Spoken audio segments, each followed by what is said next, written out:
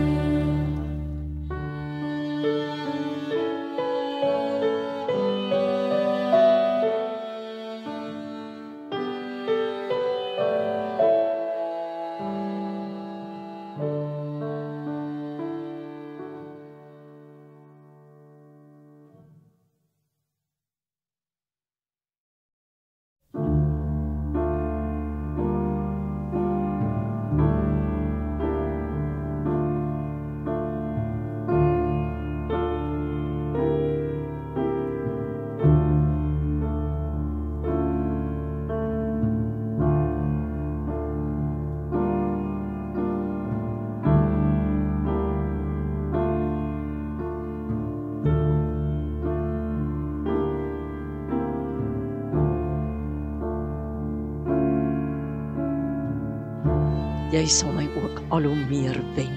Glimlaggende, skertsoog, blinkoog Christus, wat my vervaarde jare op jou afstand gade geslaan het.